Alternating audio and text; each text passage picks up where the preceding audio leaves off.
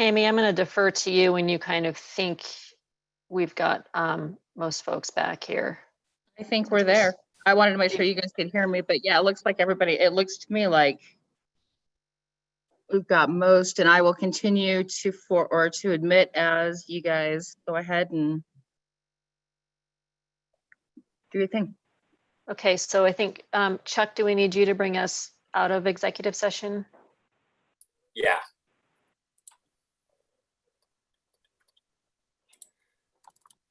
So this is Senior Assistant Attorney General Charles Koyman. The time is now 12:46. The board discussion and executive session is now concluded.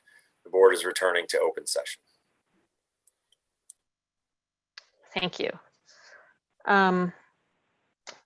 Okay, find out where we were here. I guess maybe some, just open it up for discussion. Does that feel like a good starting point here from the board?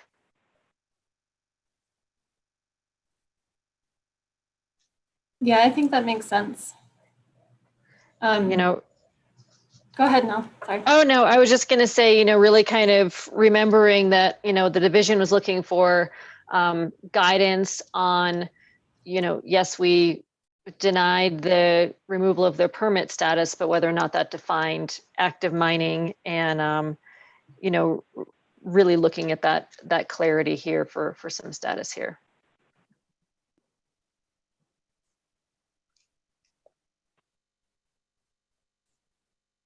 Yeah, as I was not at the July hearing, so I don't have the benefit of all the background that was presented there, but you know, the natural reading of the order and how it's presented, when I look at it, it's a determination that is not in temporary cessation, and therefore I think the logical conclusion is that it was in active status, and that was the intent of the order.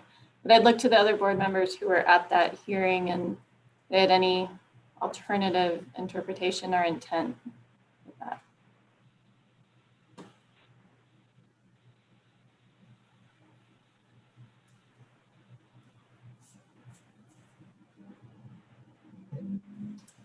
Forrest, are you looking to talk? I was only a part of that meeting, but I would have been in agreement with the vote that was taken that they were in active status. Yeah, I would say that quite a bit of effort was made by the operator to show, you know, that they were moving forward for that, talk again about economic upheavals and, you know, some references to the volatility of the price and why they were ramping up. But certainly, in my opinion, and as reflected in my vote, that their intention was to be active from that, and that's the information that was presented to us. Karen, and I agree with what's been said so far. I was at that meeting as you were now, and I thought it was made very clear that they were going in active status.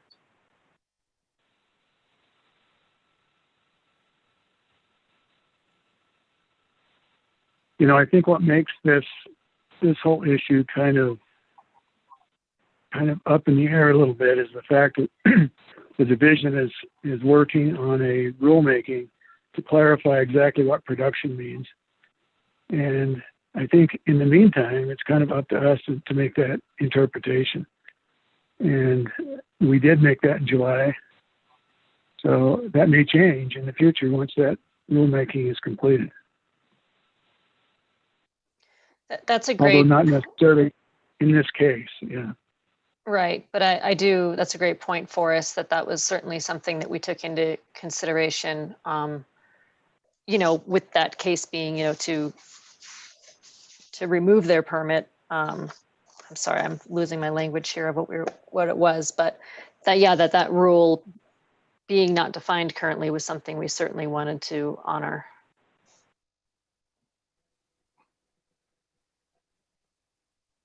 You know, another thing I think that complicates this conversation is the fact that we have 5 permits here and sort of the flux in which each of those 5 are in varying statuses of activity, production, whatever you might want to call it here. So I would appreciate some discussion and thought on, you know, setting the stage for that, because it is complex.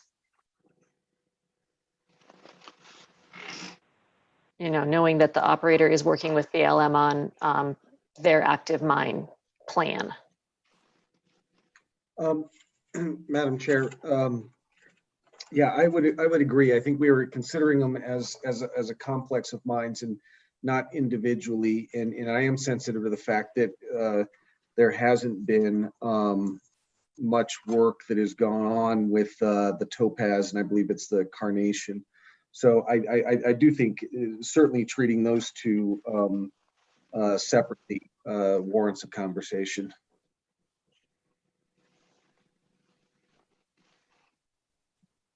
So looking at the question, I guess, that we're here to answer, in addition to clarifying the order, is whether these applications meet the requirements of 1.13.2 or whether they're better considered under 1.13.3, which would be indications against the temporary cessation.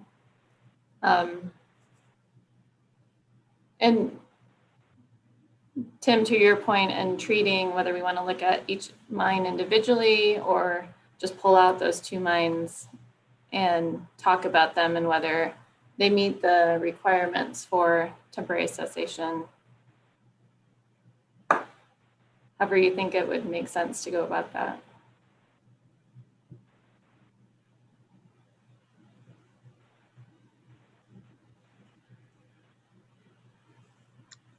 I'm sorry, Jill, is that a question for me? Or whoever, I was just teeing it up to throw it out there. I would be satisfied with separating those 2.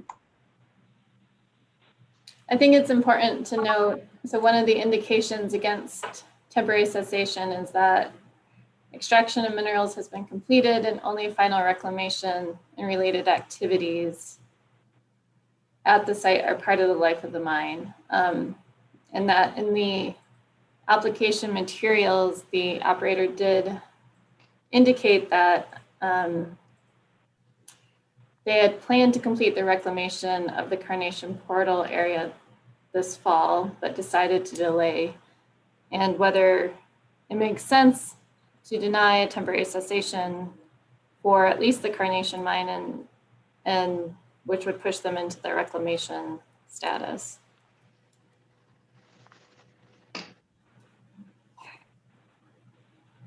This is Forrest, and I don't necessarily disagree that those 2 mines probably don't meet the definition of active. My only concern is if they're kind of operating the mines as a single operation, what singling 2 of those out would do to the overall operation in the future. You know, if they could get back into active status. And are they not connected underground, all of them? 4 of them. 4 of them. 4 of Four. the 5 are. Yeah.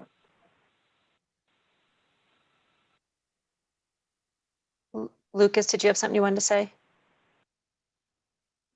No, ma'am. I was just going to clarify what John echoed, that the Sunday, Carnation,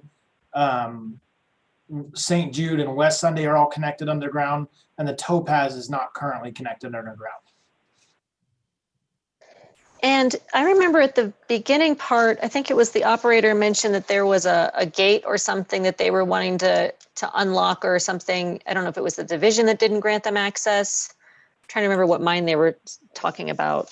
I believe in the operator's testimony, they were referring to the Topaz mine, that they wanted to, as part of their activities in 2019, they wanted to open the metal gates that secure the portal to go in and do some work underground. But BLM prevented them from doing that because of the permitting constraints that they have. And so that's why they have that new plan of operation. So BLM has come down and said, don't touch the topaz.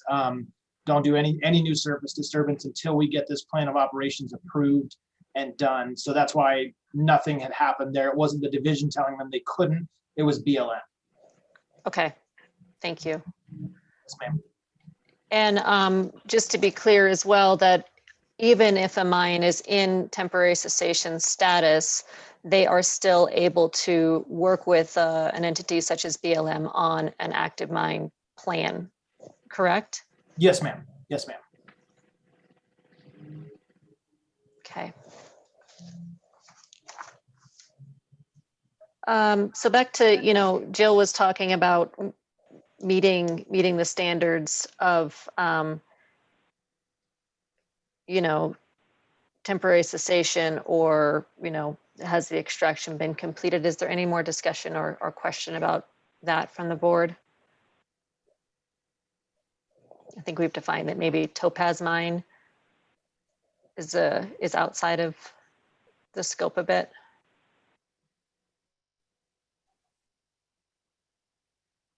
I thought it was carnation that was outside the Oh, scope. The No. and maybe this is a point of clarification, and it says that the Carnation portal would be where they wanted to do reclamation.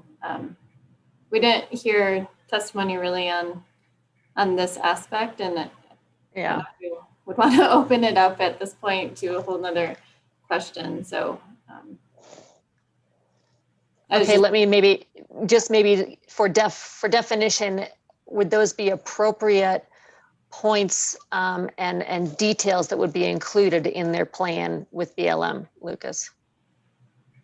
As far as the opening of the Carnation, I'm sorry, could you be a little more specific? I don't know. I guess I'm just trying to to Jill's point, we don't want to further confuse everything, but we Right. know that we've got 5 different permits, a request now for temporary cessation as opposed to a request to not terminate their permits. And instead of us having to make a clarifying decision on that, is that typically information that would be provided within a plan to BLM and other administrative workings?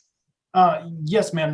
That would be part of their overall plan of operations. Because as Mr. Files testified, the plan of operations is an all-encompassing plan that will cover all 5 of the permits with the BLM. That doesn't change the DRMS permitting scheme that we're currently under 5 permits. So yes, it would administratively do that. And it did sound like through testimony that they eventually want to consolidate them into 1 permit to help bring everything together. But those are some clarifications that would be made in that plan of operations and then eventually would be incorporated into our permit. One point of clarification I did want to just touch on briefly is that the Carnation mine is connected underground, but it right now only serves as ventilation and secondary egress purposes only. So that I just felt like that was an important clarification to make, and that was all. So unless is there any further questions for us? Hopefully I answered your question or maybe made it more confusing. I'm not sure. Oh, that helps. Thank you.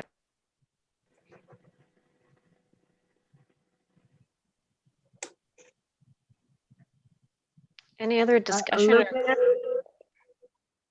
Lucas, this is Karen Utterback Norman.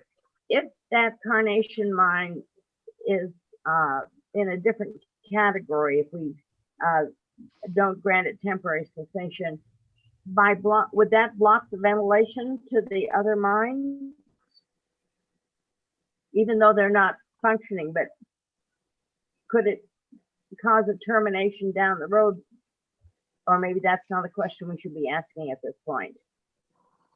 At this time, no, ma'am. It would not block the ventilation. There's other surface reclamation they could be doing and leave that portal open for a time being to continue to serve as ventilation purposes. So no, ma'am. And were they just going to start the ore pad on the topaz had not been even started? I know it hadn't been completed, but had it been started? No, ma'am.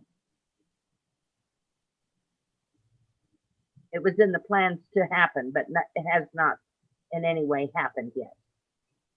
That is correct. It Is that is correct? in there. It is in their DRMS permit, but like I said before, because BLM said don't touch it, they decided not to construct that ore pad. So we have designs for it, but no, it has not been constructed. Thank you. John, did you have a question? I saw you come off mute for a Well, second. I just think we need to be watchful that, we come with a decision that doesn't put us in a position where we got it, because, if we're going to treat them in temporary secession and they're going to be doing things, they're going to be coming back to us. And we don't need to go through this drill every time we come back.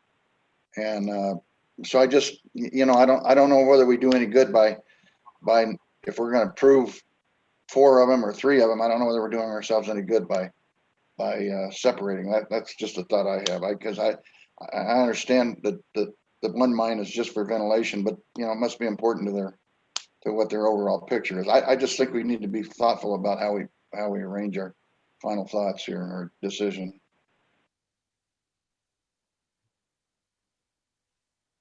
Agreed. And same thing, I do not want to rehash information here, but as a point of clarity, if there is a approval of a request for temporary cessation, the start date would be, I don't know, Lucas, when is the start date? I've got several here. In accordance with their request, it would be February 26, 2020. Okay.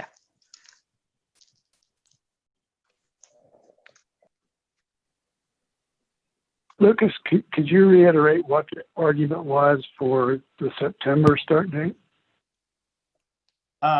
Yes, it was part of the intervener's testimony that they felt the arguments made during the July hearing was that activity centered around production activities, which included underground stockpiling. And they were attesting that the underground stockpiling had ended in September of 2019. Then they went into a contracting phase to get their contractors lined out to construct the lined ore pads.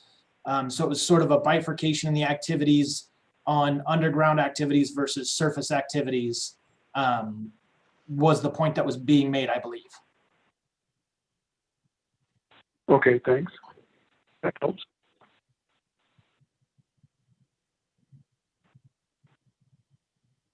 And the timeline for notification when they're reaching the end of their TC, which we talked about in depth in July, is a year prior to the expiration? It is 60 days, I believe. Let me double check. That it is 60 days prior to, or 60 days prior to activity, or the end of their first initial period of temporary cessation.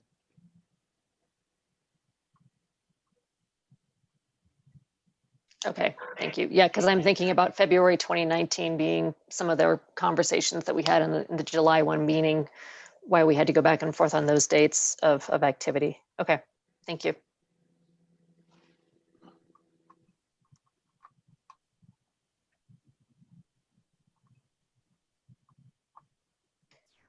Anything else, or is, oh, I'm echoing. Is a member of the board willing to entertain a motion? We don't need any more discussion.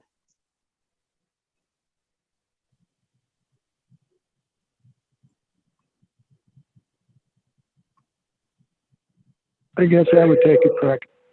If somebody could put the list of the permits up on the board somewhere on the screen. Would it be helpful to share the PowerPoint with them listed out? Yeah, that'd help. Okay.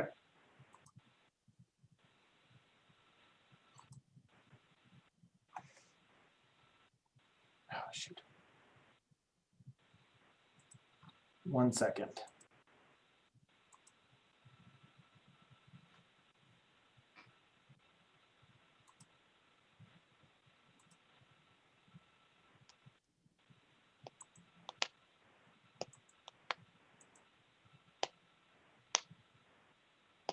There we go.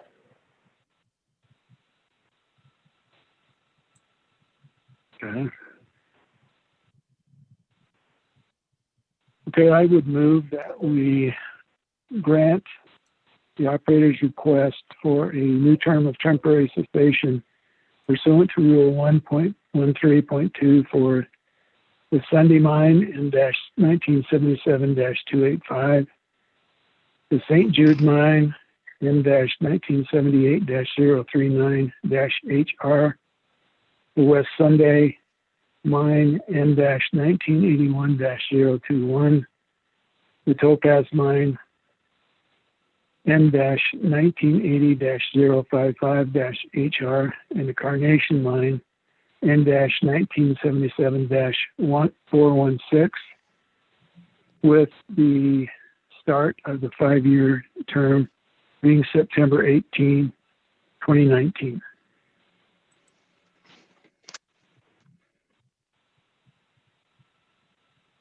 I'll second it.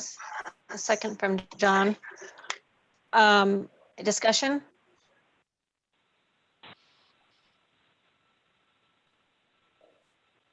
So with the start, with the start of the September 18th, 2019. Okay, all those in favor, please signify by saying aye. Aye. Aye. Aye. Aye. Those opposed, same sign. Okay, hearing none, the motion passes. Thank you very much to all those who provided information and time again and further clarity for the division in this matter. Okay, item number 8 here is Continental Yes? Oh, anyone? Thank you. We're going to sign off. Thank you very much. I appreciate your time and thank you for joining us in this format. I know it's not traditional, but we're all able to be here together somehow. Thank you. Thank you very much. Have a great day.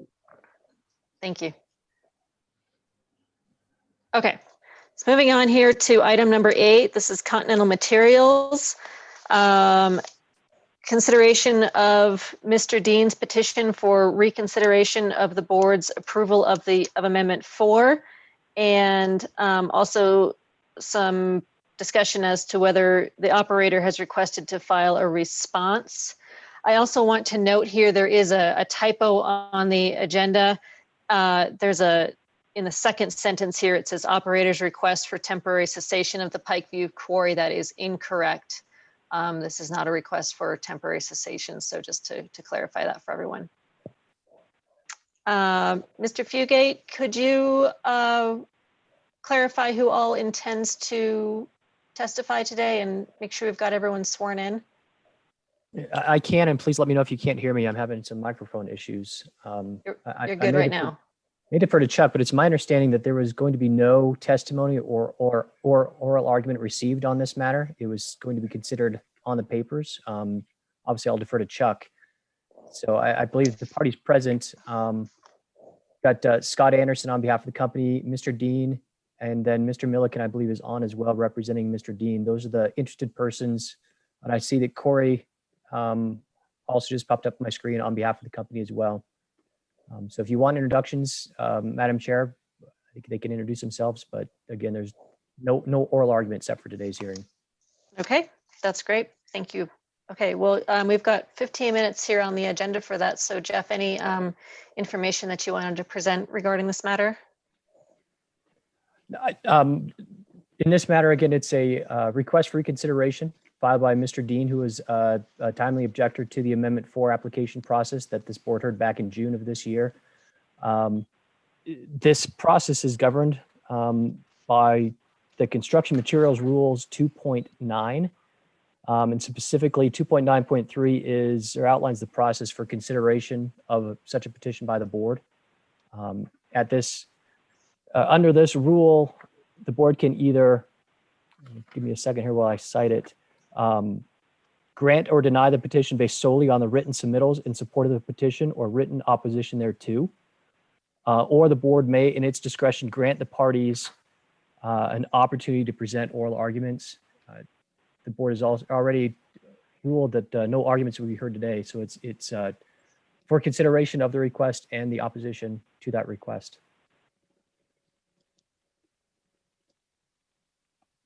And is it best that those two are discussed separately? So consideration of the request and consideration of the response from the operator?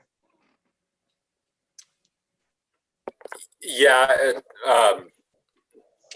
Madam Chair, is Chuck. I would just recommend that, you know, as an initial matter, just rule on the request for leave to file a reply to the petition for reconsideration.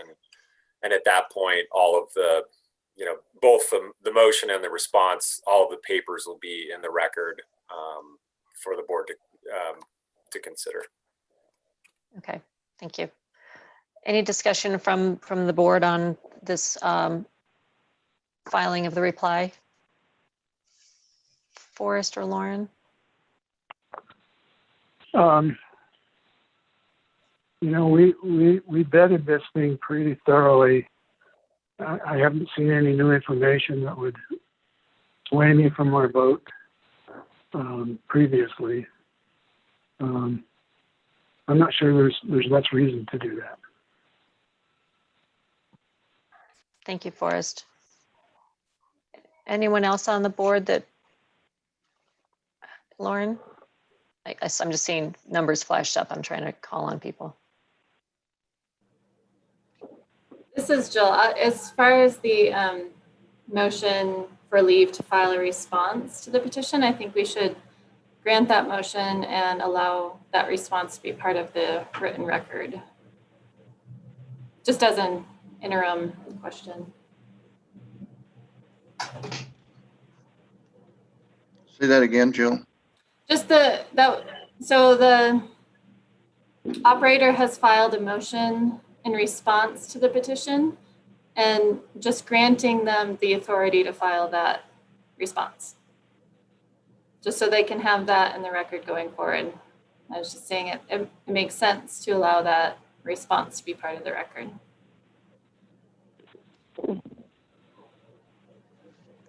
You know, just a comment, I guess. Should there be an opportunity? You know, I agree with Forrest, but maybe is there new material? Jeff, you said there you saw no new material or new information that would change any direction there, and is that true, or do we have a place where somebody where they can explain why they want to do this? I don't know. I just, you know, this one's troubled me all along, as everyone knows. Thanks for asking that, John. I think that's a good question. And John, I know that you directed that question at me. I'm not sure if maybe that's not better directed at the board's attorney as to what action you can or can't take. Yeah, under the rules, it's entirely at the board's discretion as to whether or not it wants to hear an oral presentation. You know, I think the inclination at the outset was for the as was mentioned at the beginning, was to decide it on the papers, but there's nothing that would prevent the board from you know, asking questions if that's what it thought, assuming that the parties are prepared to answer those questions. Charles, the Continental Materials is not here today, so that couldn't happen, right? Their attorneys were here. Okay. I don't know, would it be permissible to give 3 or 4 minutes for an explanation from both sides, just very short time limit to see if there would be information to go ahead and carry it on at some other time? Or, I mean, does any of that make sense? If it doesn't, tell me, that's fine. Well, I guess my question would be, you know, back to Jill's point about this motion. This is solely just, you know, for leave to file a response to Mr. Dean's petition for reconsideration. Correct me if I'm wrong, we're just voting whether or not we would grant that request. Yes, you've got two things to do. Yeah. Rule on that and then consider the petition. Yeah. I think Forrest and John, you were talking about the actual merits of the petition itself, and I was talking about just the ability to respond to the petition. Right, I'm trying to Yeah. bifurcate them. I'm trying to let's stay here first. I realize that there are various opinions about whether or not there could be new information or whatever, but just for the strict mechanics of this administratively, let's just first discuss this motion for leave to file a response to Warren Dean's petition for reconsideration of the board's finding of facts, conclusion, law and order. Any discussion on that? Or would someone like to entertain a motion? I'll move that we approve the motion for leave to file a response. Thank you, Jill. Do we have a second? I'll second it. Is that John? Thanks. Okay, any discussion? Okay, all those in favor, please signify by saying aye. Aye. Aye. Aye. Aye. Any opposed? Any opposed, same sign? Okay, the motion passes. Thank you, Jill. Okay, now, Mr. Singletary, back to, I think, where your mind was here on this other question, consideration of Mr. Dean's petition for reconsideration of the board's approval of Amendment 4. Yes. I guess my thought is that, Forrest, said that he didn't see anything new. Would it be inopportune or would it be unfair to let Mr. Dean have a couple of minutes to tell us why he thinks he's got new information? Is that something we could do, Chuck? Yeah, the rule. Sorry, the rule really leaves it at the discretion of the board whether or not to hear any oral presentation. And so if that was the desire of the board, you could, give each side 5 minutes or whatever you wanted. You could move forward and decide it on the papers. It was noticed as without oral argument, but I mean, assuming that the parties drafted the motion or the petition for reconsideration, the response, kind of putting them on the hot seat, but they may be perfectly willing to, have a 5-minute presentation if that's what the board wants of them. It's kind of up to you. I'm not asking for a 5-minute presentation necessarily. I'd just like to see if there's information that would be helpful for changing what we've done in the past is all. And if we could do that in 3 to 5 minutes, I'd request we do that. I know the hour is late and the day's long, much longer than we intended, but I guess I would request that. Hey all, this is Lauren. I'm always in favor of the most transparency we can add to these conversations and the most opportunity for people to voice their concerns and be fairly heard. One suggestion here could be to take a 15-minute break. Let's first confirm with the parties that they're willing to discuss this today. That's a good point. Take a 15-minute. Yeah, we can take a short break, give them a little bit of time to recoup, put together some bullet points, and then give each side 5 to 10 minutes. If everyone agrees with that plan, that's how I'd feel best about approaching it. I think you make a good point, but I think I'd like to limit it to 5 minutes.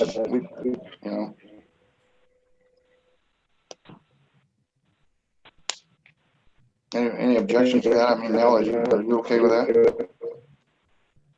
Yeah, I'm okay with that. We're getting a lot of echo here. In the spirit of transparency, to Lauren's point, Mr. Mulligan, I see that you might, who's, sorry, the echo. Try that now. Okay, that's better. Thank you. But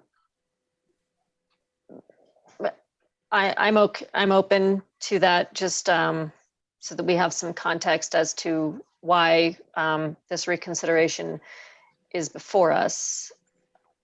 3 minutes, couple bullet points. Come back here at 1:35.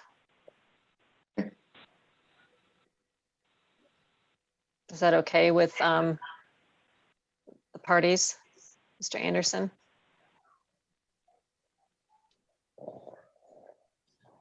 Yeah, that's fine. And my colleague Corey Christensen's ready to respond. We thought something of this might happen, and so we're ready to go whenever. So yes, if that's what you want to do, we're ready to respond, and Corey will have the lead on that. Okay, all right. So we'll come back. I'm sorry, now hold on just a sec. Mr. Milliken, do you have your telephone on too? Or does somebody else in the room have it on? I'm just wondering if that's where the feedback came. This is Forrest. I have the phone on. Okay. I think it may have been John's unmuting. Oops, but there it is again. All right, well, maybe after the break, we'll all have our mutes on the right buttons, right? Magically. It's tough, it's tough. Okay, so we'll come back here at 1:35 and hear, about 3 minutes from each side, give us some context and continue this discussion. Thank you for that suggestion, Lauren and John. Okay.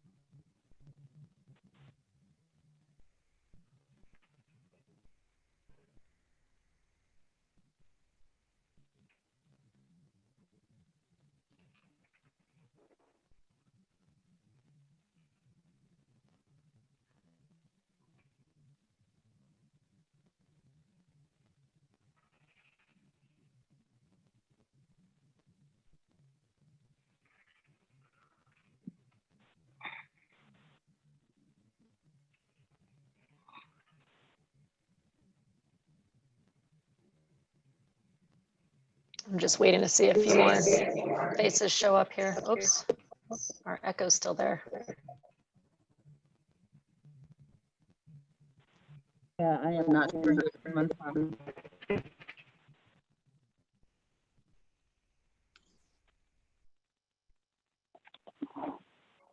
Hi, all, it's Lauren.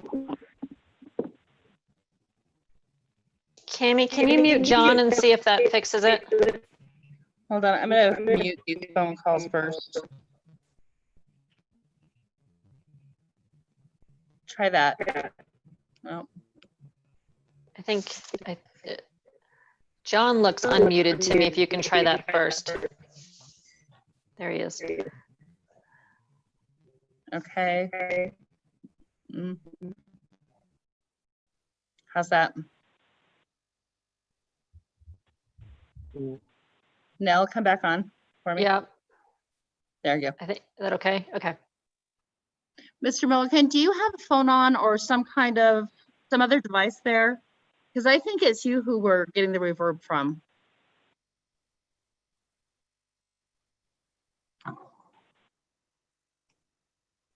I don't think so, but let me get my legal assistant check. Just, I don't have my phone on it in my pocket, but let me check. There could be from another conference. If I'll shut that off.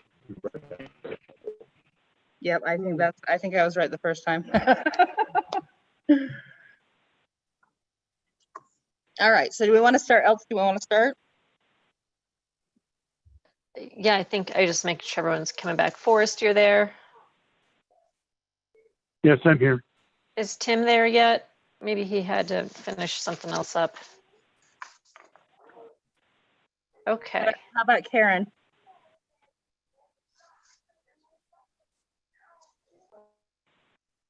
There she Yeah, is. I'm here. Thank you.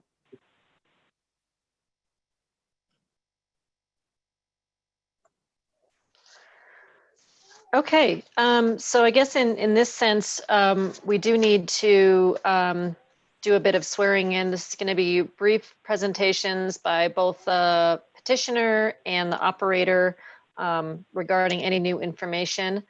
So Mr. Dean is the petitioner. Yeah, Mr. Milliken, I think yours. Yep, we're having it. Okay, there we go. Mr. Dean, as the petitioner, will allow you to go first. If you and whomever else intends to speak, if I could swear you in.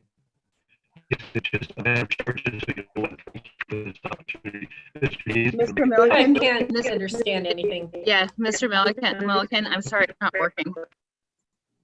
Okay, there we go.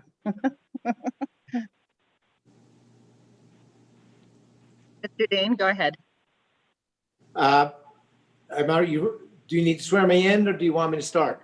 I do. I got distracted. Just, Mr. Milliken, sometimes in your settings, depending on what your computer is, if you've got microphone access to the application and you've also dialed through your phone, you'll get a double audio. If you just want to check that, sometimes in the bottom right-hand side of your computer screen, you'll see what looks like a little microphone. Because I'm assuming you also need to speak along with Mr. Dean. Am I correct, Mr. Dean?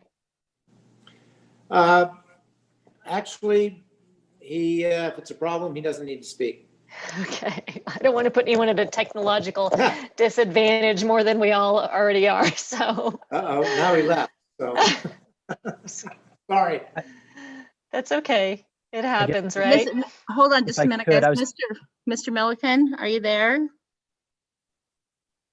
He's not. He probably went to go get someone to help him make sure he's got it squared away. Well, and he can always, when he comes back on, he can always try to turn off his computer mic and then just call in. I think Lauren does that sometimes. I was going to suggest, since we're going through the effort of allowing for oral argument, let's make sure that Mr. Dean's attorney is able to fully participate. So if it takes an extra 5 minutes to get this figured out, I think it's worth time spent on that. Yeah. Thank you, Scott.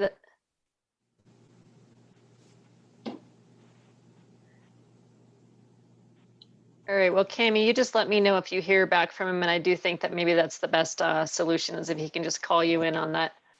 Yeah, That number instead he of, can see everything. He just has to turn off his mic and call in. So as soon as I see him, I'll stop everything.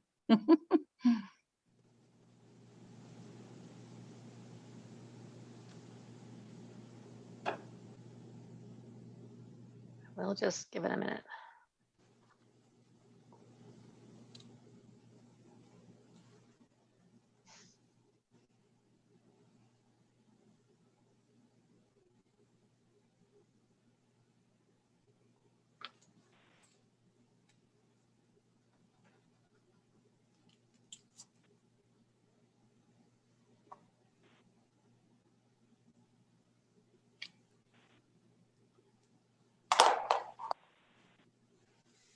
Mr. Milliken, if you can hear me, you could also do this. You can just call in on the phone number. Leave your computer mic off and call in. You'll still be able to see everybody. That's great. We were starting it from another room. Something happened with Mike in my office. So if you can give us just a couple of minutes for a try from. I can't. another- Yeah, I'm not you understanding this. you to put anything on the record. Just call in and I'll let you in.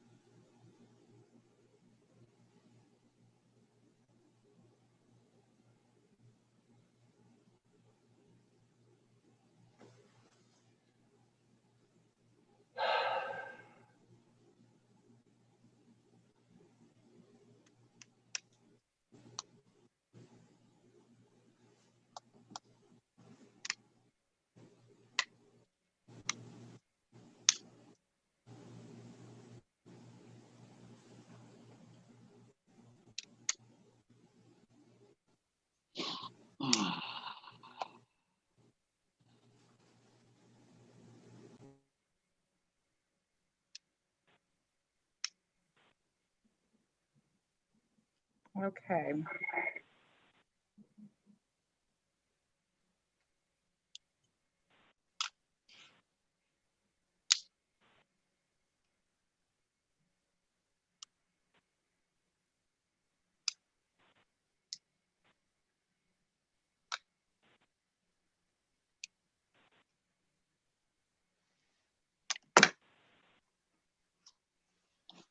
There he is. I am so sorry. Thank you for waiting and giving us the time, and I'll be silent, let Mr. Dean talk. All right, thank you. So, Mr. Dean and Mr. Mulliken, do you swear to tell the truth? I do. Okay, thank you. Please proceed. You ready for me to start? On my desk is the brief request for feedback. Go. Oh, Yes, please. Good afternoon. I'm Warren Dean, and I'm here to discuss the two new items which have come to light recently and since your approval of permit amendment number 4. The first is that when you ruled on proposed amendment 4, you knew or were told that the operator needed almost 4 million cubic yards of fill material to perform the reclamation. You were also told that that fill material was all located on site.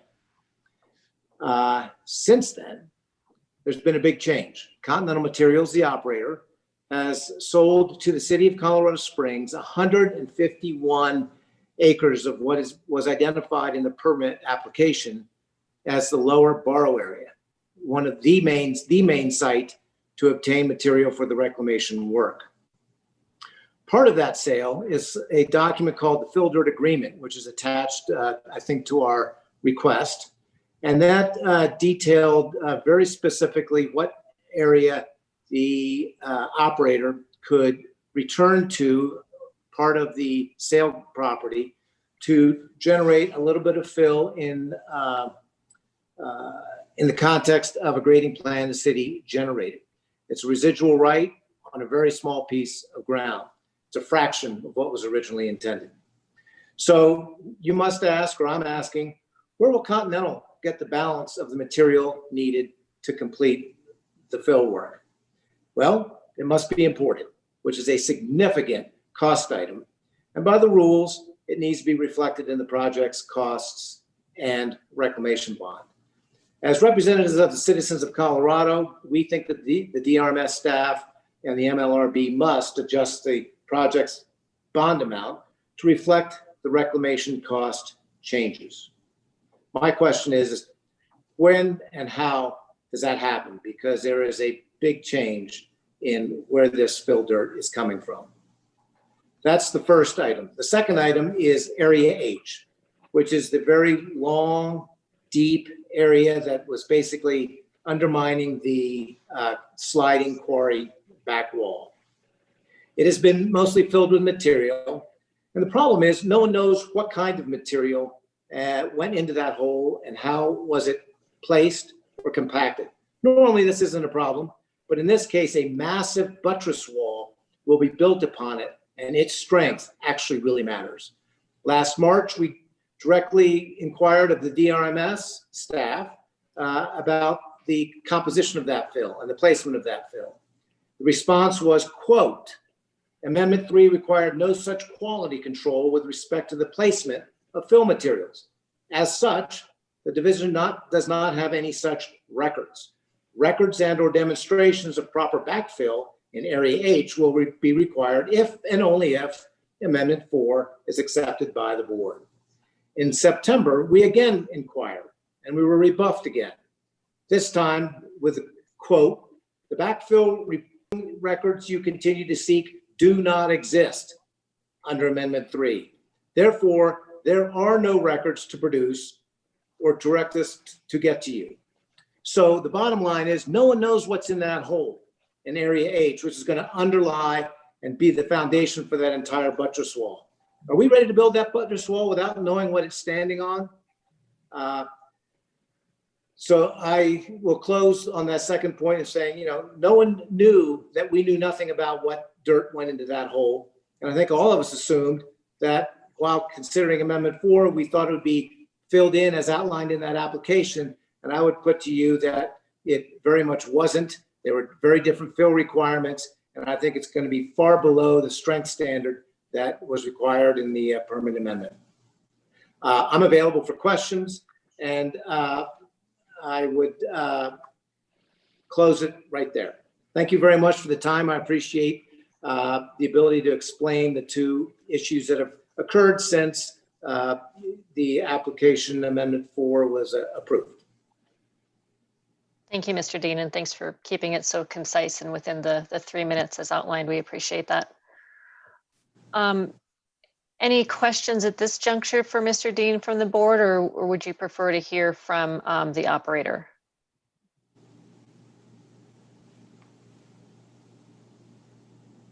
All right, we will hear from the operator. Mr. Anderson, and see, is it just you? Oh, Christensen? Yes, it'll be me. This is Corey Christensen from Hogan Lovells on behalf of the operator CMC. Can everyone hear me all right? Yes, and you swear to tell the truth?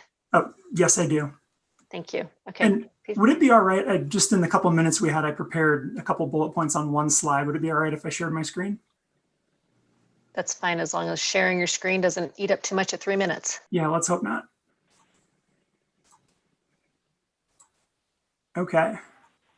So I don't want to belabor the initial point, but there is a threshold matter that we need to discuss very briefly that you all were already discussing in your own deliberations, and that's Rule 2.9.1 subpart 2.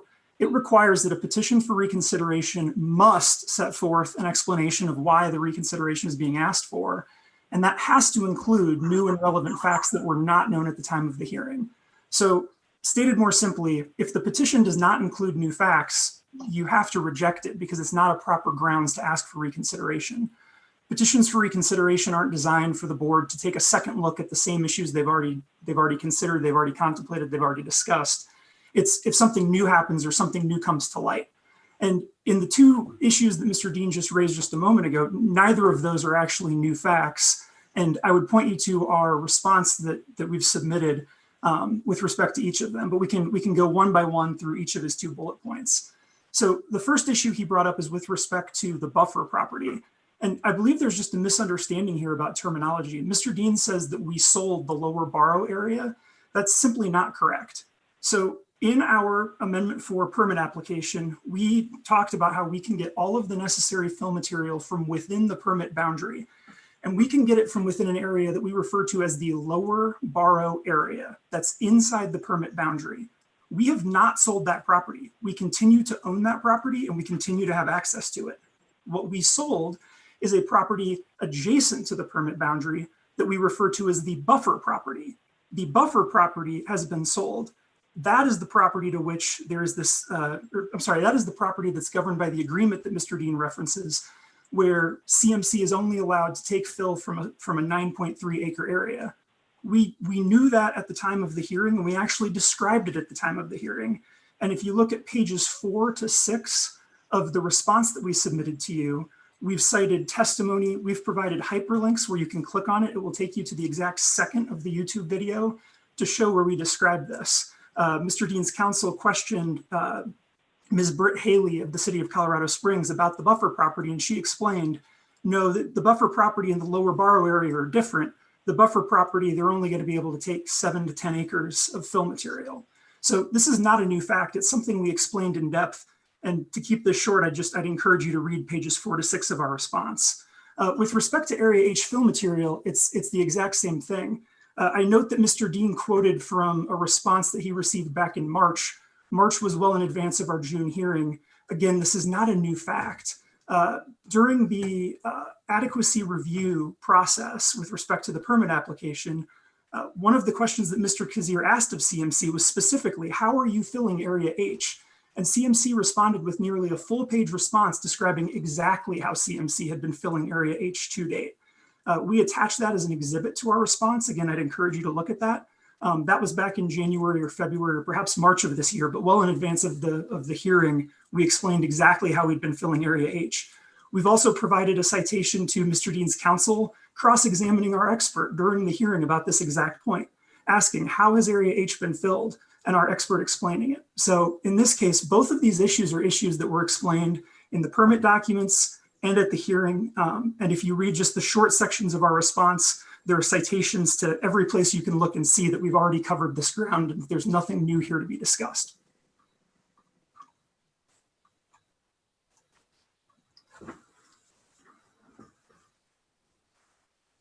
Okay, does that conclude your presentation, Mr. Christensen? It does, and I'm available for questions. Thank you for making this opportunity that we could present to you. Thank you. Any questions from the board for either of them?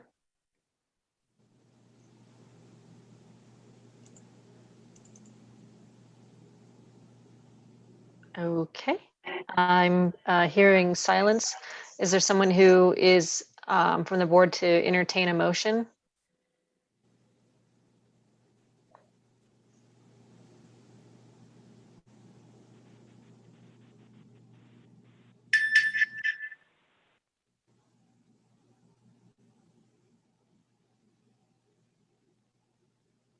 I'll just say that I don't see anything here and in the petition that warrants us reconsidering our decision that we've made.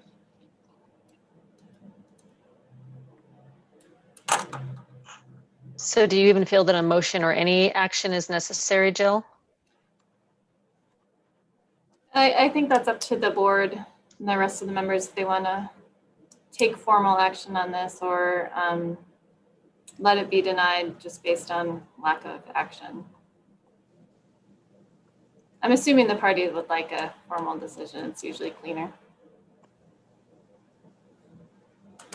So I'll make a motion then. I move that we deny, and I apologize I don't have the heading up. I'll second that. It's Forrest. We have to make the motion first, Forrest. Thank Oh, I you, thought you Forrest. I did. appreciate it. I'm trying. Hold on 1 second. Okay, I move that we deny Warren Dean's petition for reconsideration of the Mineland Reclamation Board's findings of fact, conclusions of law, and order. That's it. Thank you. And do now we I'll have a make second? Thank you, Forrest. Any discussion? Okay, all those in favor, please signify by saying aye. Aye. Aye. Aye. Those opposed, same sign. Hearing none, the motion passes. Thank you. And thank you to you both for keeping your comments concise and helping to frame the conversation for us. Okay. Well, that brings us to the formal end of the agenda. Yeah. Oh, sorry, Mr. Dean. I thought you were flagging me down. Any public comment here? I've received nothing. Okay, no public comment. All right. Well, then the October 21st Mineland Reclamation Board hearing is adjourned, and thank you all for your time today, and please stay safe and be vigilant out there. Thank you. Thanks, everyone. Thank you.